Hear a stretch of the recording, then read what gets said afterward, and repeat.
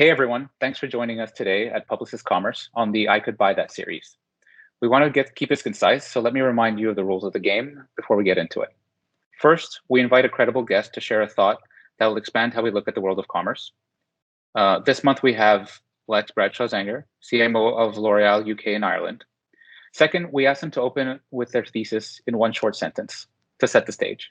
Chances are this is something that's fresh that requires a bit of explaining to better understand. So finally, we dive in deeper, looking at 3 key data points to back up that thesis, with some great stories to tie it all up and leave you with enough to think about and hopefully change the way you look at our industry. So first off, I want to thank Lex from L'Oreal for joining us. He not only being a good client, he's a good friend. So Lex, please, for our audience, if you could tell us a bit about yourself. Hi, Ali. Thanks very much. Thanks, first of all, for inviting me and having me part of this session. Great to be with you. And as you said, great to see you again, because Ali, you and I are old colleagues, and your work is esteemed, in my opinion. So yes, a little bit about me. I think I probably wrapped my career up into 2 big segments with a bit of a pivot in the middle. And I spent the first almost 10 years of my career in the agency world, always in a bit of a digital transformation role, pure play digital agencies, what we might call Madison Avenue kind of network agencies, always trying to transform both the clients and the business model. And that's where you and I met at Leo Burnett. I then spent a bit of time with Facebook, just when Facebook was IPOing, just when Facebook was trying to figure out that it wasn't just a social community, but really a media partner. And so that was really great and exciting, really thinking about how Facebook works across the whole funnel. And then I moved client side. So before L'Oreal, I was with McDonald's at a European level in a digital strategy role. And this is my second role at L'Oreal, so I'm coming up on 4.5 years. I joined actually as the CMO or the CDMO, so our digital and marketing officer roles are mixed up. First for the Middle East and Africa zone, so big developing markets, lots and lots of geography to cover, lots of exciting triple-digit growth, even quadruple-digit growth in the e-commerce business. And now since September 2019, I'm the CMO for the UK and Ireland. So clearly arriving in 2019 is an interesting time, because just managed to get settled and figure out the way to the office, and then we've been basically locked up at home since then. But it's been a transformational year for everything digital transformation, but e-commerce in particular, and we've had some amazing results. We grew our business by an enormous amount, kind of over 60%, just our e-commerce business in 2020. So amazing times. And my role today covers all aspects of digital transformation. So whether it's the media mix, whether it's e-commerce acceleration, whether it's what we're doing with data and data science, consumer insights, or all these different pieces. But a pleasure to be with you today. Thank you. So actually, to that point, your CEO actually last year said e-commerce is the name of the game. Today, I think L'Oreal is a leader in e-commerce, considering the revenue that comes from e-commerce specifically. It's interesting that the digital function and marketing function work with one another. Building on that, I'm assuming commerce measurement is a major focus for you. Could you give us a bit of an idea in terms of like your experience with commerce measurement, where you've seen it go, how you feel about it? Yeah, so I probably say that I've got a lot of experience in commerce measurement, and then probably not enough experience in commerce measurement, because it's a space that's moving exceedingly fast. I think probably the best way to look at it is really to think about what's happened over the last sort of 12, 15 months. It's really been this movement to sort of, how do we move our media mix? How do we move media down the funnel? And that is a move towards return on investment, return on ad spend, and a lot about performance media and performance formats. So there's been a lot of that. But then it's also about understanding what's happening on the platforms themselves, understanding what's happening at the pointed end of the spear in terms of, I don't know, glance views on Amazon, or promotions and promotion activation and price elasticity. So there's a lot going on, but I would say it's a space that's exploding, and there's a lot more to do. Yeah, so you're essentially speaking about 2 very different poles and different dynamics. So I want to ask you, what's the idea that you want our listeners to buy into? Thanks. So you've set me up well for that. I think that the core idea is that if you want to win in commerce, you've got to measure it, but you've got to measure it completely. It's not about just ROAS and just the bottom of the funnel. It's about the whole funnel, top to bottom. It's about traditional brand metrics, reach metrics, and about what's happening at the pointed end of the spear, where the sales taking place. So it's really about understanding the whole picture. And we'll get onto it, but that's a balance of art and science and some more fundamentals of marketing, as well as what's happening today. So you spoke about the last few months, maybe the last year plus, that's really shifted things. Is there a moment of inflection that really got you thinking like, hey, commerce is much more than ROAS. We've got to look at it completely, to use your words. Was there a moment, was there an impetus that led to this? I think it's not an impetus as such. I think it's just the natural evolution of things. As a manufacturer rather than a retailer, although we do operate retail sites. In the UK, of our 40 brands, we have about 12 that are direct to consumer. You think top of the funnel down. So you're very brand driven, very reach driven, creating demand at the point of sale. As we moved into lockdown last year and everything was focused on e-commerce, we suddenly started shifting media money to performance media bottom of the funnel, whether that's direct or indirect with our retail customers.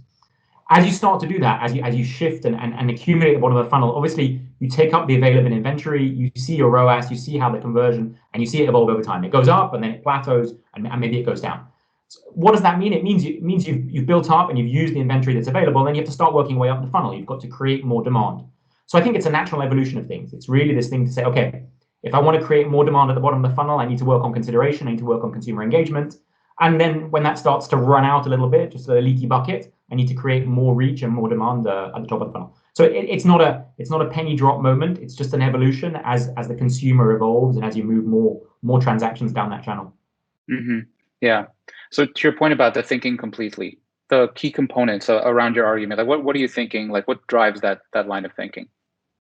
So I think the first point is brand. I'm a big believer in the fundamentals of marketing, and some of that's reach and frequency and media, but some of that's brand as well, and brand metrics and really understanding. And so brand has an impact in everything that we do. Brand awareness is really, really critical. And we've seen that during lockdown. We've seen big brands really growing well. So we have the biggest beauty brand in the world, L'Oréal Paris. We have the biggest makeup brand in the world, Maybelline New York. So we've seen that big brands are more successful than smaller kind of attacking brands because people are going back to what they know, going back to trust. So brand plays a key role in that. But obviously we don't measure brand in the same way we measure return on ad spend and conversion against the specific channel. So understanding that brand plays a part, understand that multiple channels play a role in e-commerce, and that it's not just a question of sitting in an individual silo of performance media and conversion on a platform. Okay.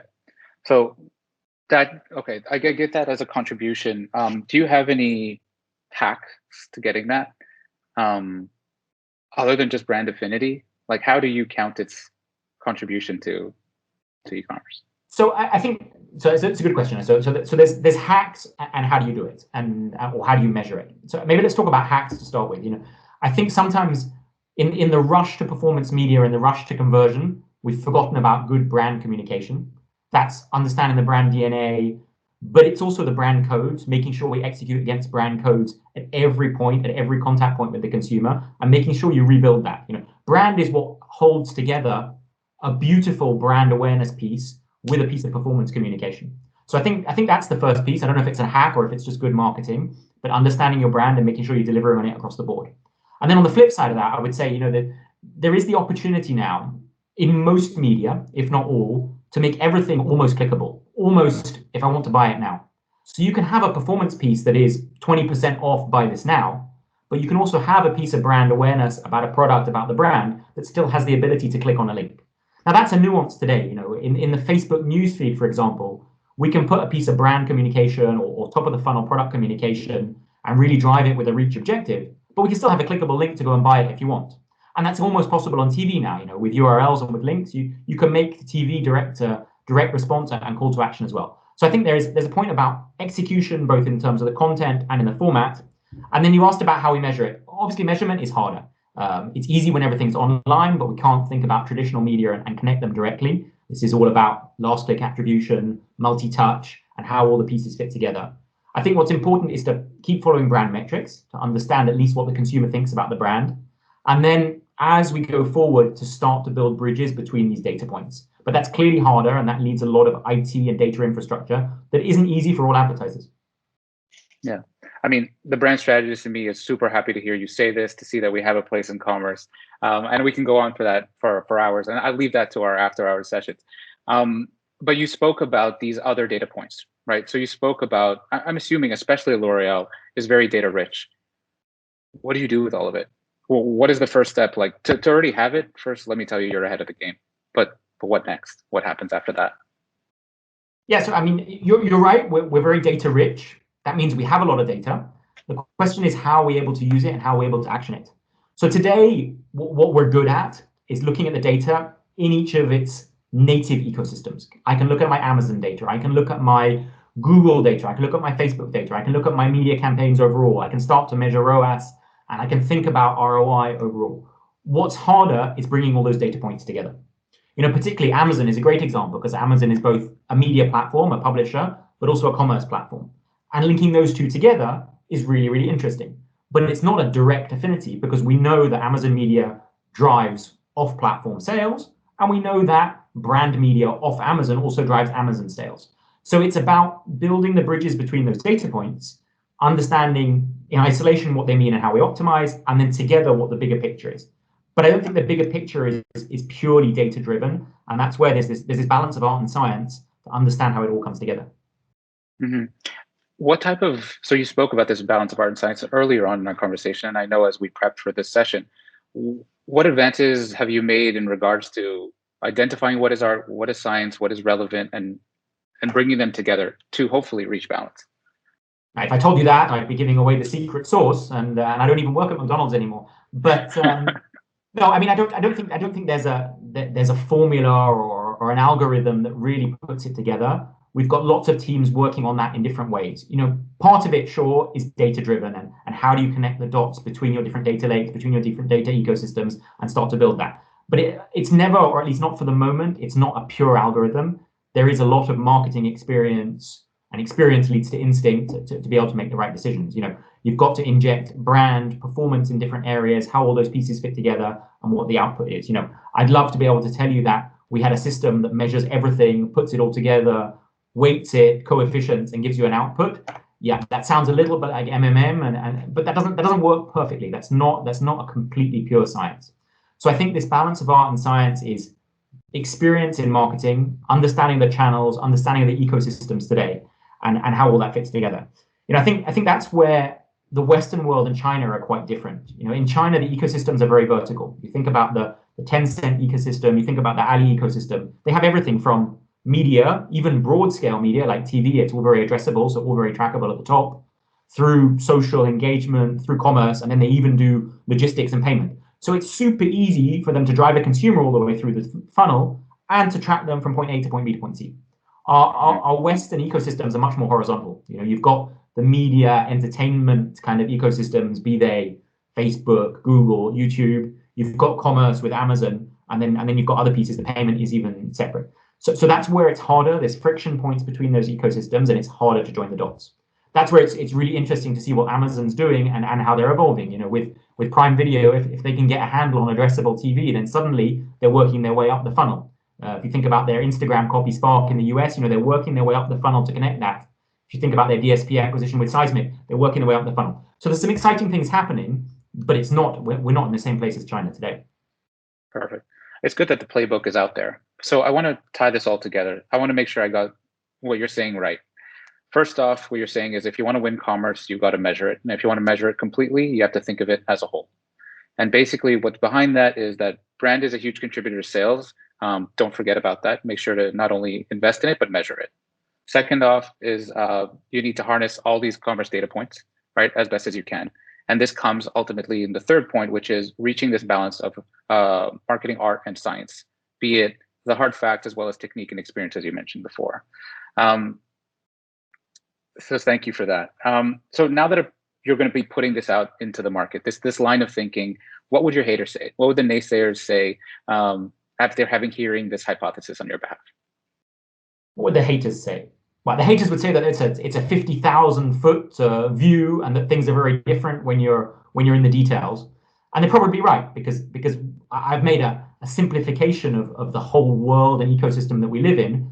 But when you're right in at the front end as a seller on Amazon, running your products, running Amazon Media, then it's all very simple and it's all very clear.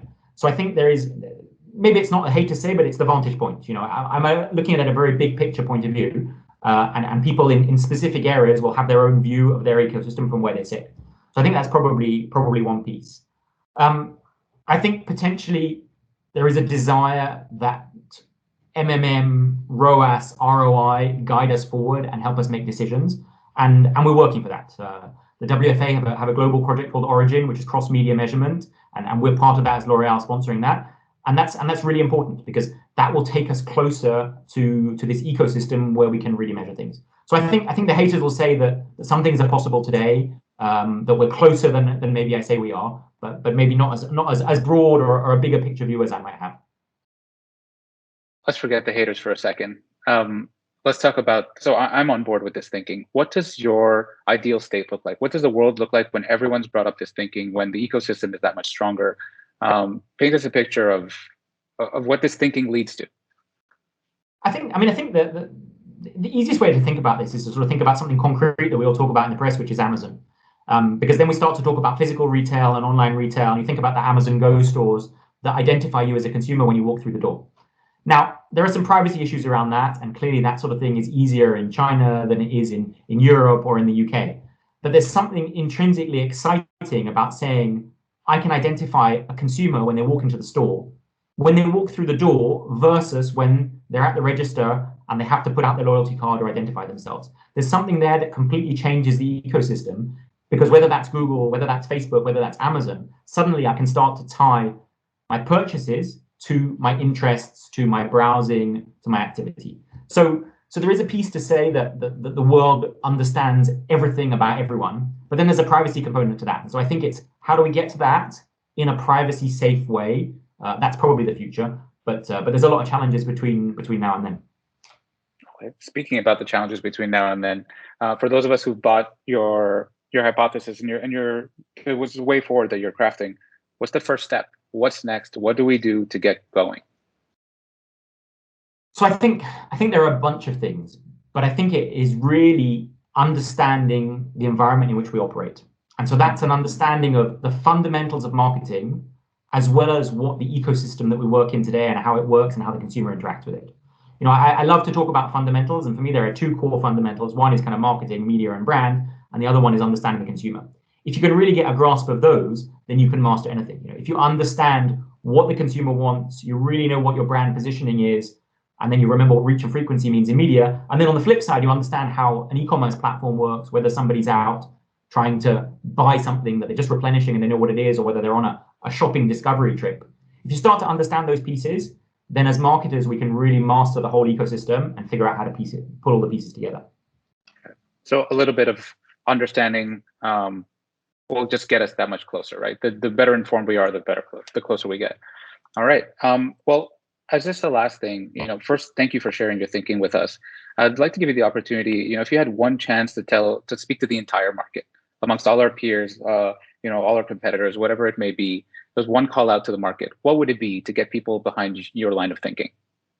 My goodness, one call out to the whole market. Yeah. I'm gonna be rude and take two. I think one, don't forget brand fundamentals. Going back to brand fundamentals is really, really critical, and sometimes we're losing that in this rush to performance. And then the second one is that the future isn't e-commerce or the high street; it's a combination of both.